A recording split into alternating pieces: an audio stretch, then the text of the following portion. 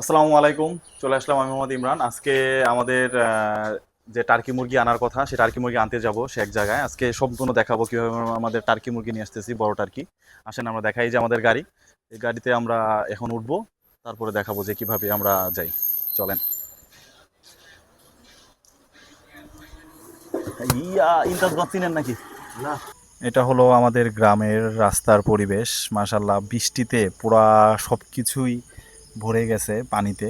দেখেন, সব যে দুই পাশ দিয়েই পানি। আমাদের বর্ষার পানি কিন্তু এখনও আসে নাই, এগুলো সব বৃষ্টির পানি। এগুলো আমাদের বাহিরের পরিবেশ, এলাকার বাহিরের পরিবেশ। আমরা চলে যাচ্ছি সেখানে, অলরেডি পৌঁছে গেছি। এখানে এসে আমরা বাচ্চা অলরেডি ধরে ফেলছি। দেখেন মাশাল্লাহ, আমাদের সবগুলোই বাচ্চা ধরেছি। আমরা টোটাল 8 পিস মুরগি নিয়েছি, 2 পিস মোরগ আর 6 পিস মুরগি। এই টোটাল 8 পিস টার্কি নিয়েছি আমরা।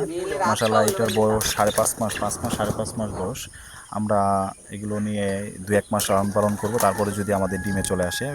ভাইয়ের সাথে অনেক দিন আগে কথা হয়েছিল, তারপর আমরা এখান থেকে নিয়ে যাচ্ছি। অলরেডি আমাদের যে উঠিয়ে ফেলছি গাড়িতে। দেখেন মাশাল্লাহ, হৃদয় ভালো করে আটকে ধরতেছে যেন উড়ে টুড়ে আবার গাড়ি চলার সময় না যেয়ে যায়। আমরা অলরেডি নিয়ে চলে আসছি, আমাদের খামারে নিয়ে আসছি। সোহান ছাড়তেছে সবগুলোর গিট্টু থেকে ছেড়ে ছেড়ে আমরা প্রত্যেকটা টার্কিকে ছেড়ে দিচ্ছি। এই যে এটাও হৃদয় ছেড়ে দিল।